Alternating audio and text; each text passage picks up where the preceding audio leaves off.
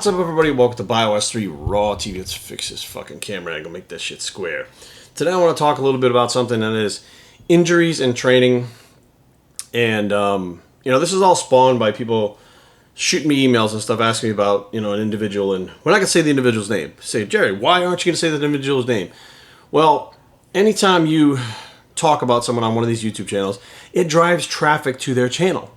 This person likes to try to talk shit about me and try to make fun of me, but what he doesn't realize is my YouTube grows faster, and then Primeval actually gets supplement sales that spike the more that he talks. So what I'll do is sit back, say what I have to say. People can probably figure out who it is. He can go back and say stuff about me and drive more traffic to my 151,000 plus, and I don't hide it. It's up there. You can see the count. 151,000 plus subscribers, and my average of 12 to 15,000 per video. It's not my low. That's not my high. It's my average. And he can keep driving traffic to my channel like that. Now, this individual likes to talk about how myself and other people get injured because we don't know fuck all about training. We don't know shit about training. This guy is the only one who knows how to train properly and not get injured. Now, first of all, this individual has never trained at a regional, national level, not a professional level, never an elite level, and has never produced a single proof of a client that has ever done anything on any level of anything ever. But he claims to know everything. He knows everything about training and how to stay not injured. Now, what I find interesting is this individual likes to point at people and say they don't know how to train, so that's why they get injured. So athletes get injured because they don't know how to train. That's pretty fucking interesting because last time I checked, almost all Olympic, elite, and professional athletes get injured, if not have career-ending injuries, due to actually competing at that elite level, at a high level. Now, don't you think that they would have some coaches and trainers that actually knew how to train?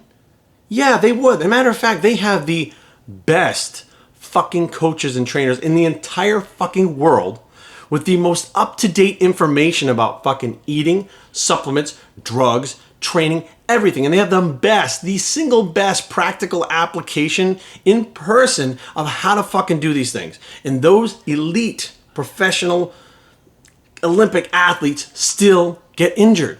Matter of fact, I'm working with an individual right now who is a triple jumper in college. She's out of college now, and she's rehabbing an injury. And she's one of the best fucking trainers, period, that there is for collegiate fucking triple jumpers. It's not, like, it blows my mind how this individual is arrogant and cocky enough to think that they have the way to train and not get injured when himself has never been on that level. I mean, you've never had an injury, you've never pushed yourself that far. None of your lifts have ever been at an elite level or even a fucking national level. I mean, you talk about your 500-pound deadlift or whatever it is. There's motherfuckers out there lighter than you pulling 500 for fucking 10 to 12, 15 reps at a time in a deadlift, and they're not even at that fucking level. So I sit back and I'm like, what the fuck? I watch and I laugh my fucking ass off. And I think judging by the, the amount of people viewing these videos that this individual puts out, people get it. I mean, they watch it basically to laugh at it and say, it is what it is. But, let's just face facts. You train at a high enough level. I mean, you are literally going to be going level after level after level. When you think that there's no level left, there's another level left after that. And then right at that level, I mean, like eyelashes fucking away is injury. Like you were literally training right underneath that injury threshold and then cutting back and letting your body recover and getting to the next level. And when you get to that certain level, you're always on that threshold. You're just literally, fucking just crossing that line back and forth, fucking teetering on it all the time. And some of it comes from passion. Some of it comes from, the ability to push yourself. Again, as you get to those levels, you can push yourself further and further. Now, do I push myself that hard in the gym anymore to try to lift as much weight as I can? No, but in hindsight, it can be dangerous the more passion that you have when you really enjoy doing the training and stuff, that you can push yourself to the point where you injure yourself. And it's not being stupid. It's about being passionate. It's about going in there and enjoying what you're doing, get lost in the moment, which can be very dangerous for myself and other people that have already had injuries. I've had a pec tear, rotator cuff tear, bicep tendon tear, and I have tendonitis in this bicep tendon, which gives me a very fucking hard time all the time. But the other day I was actually in the gym and Primeval has a new product that's coming out and we're testing the product. And I said, okay, I'm going to take this product and I'm going to go in the gym and I'm actually going to do a 30 set back workout. 30 sets.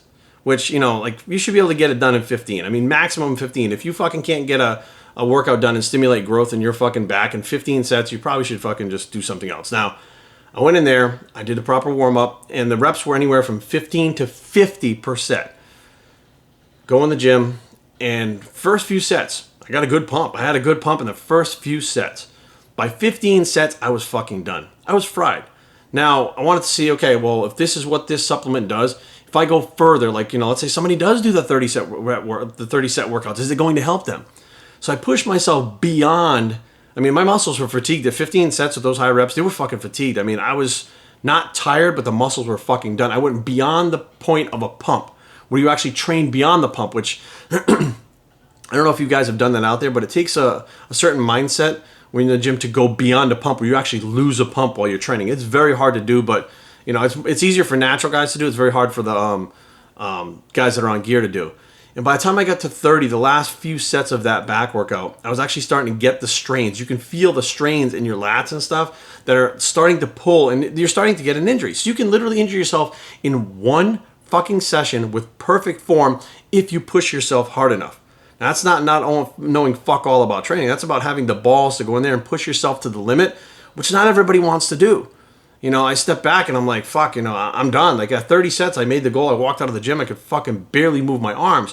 And it is possible to go in the gym, warm up properly, and rip a fucking muscle in one workout because you've pushed yourself so far. That fucking muscle is like a rubber band. It's only going to stretch and contract so many fucking times before it needs to recover, before it just fucking snaps.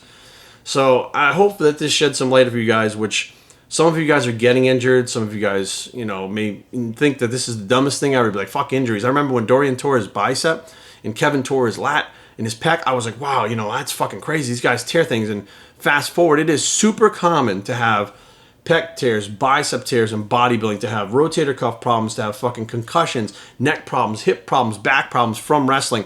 It is absolutely a normal thing for these injuries to happen when you are training passionately on a high level for a long enough period of time. You will get that. I mean, I'm sorry to say it. I know it sounds scary to you guys at, you know, a beginning, but you will get that. Those of you that will never experience that have never gone to that level, and that's fine.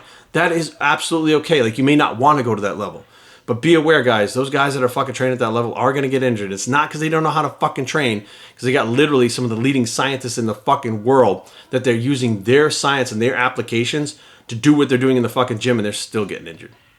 BioStrengthTraining@gmail.com. Leave comments down below, but don't fight.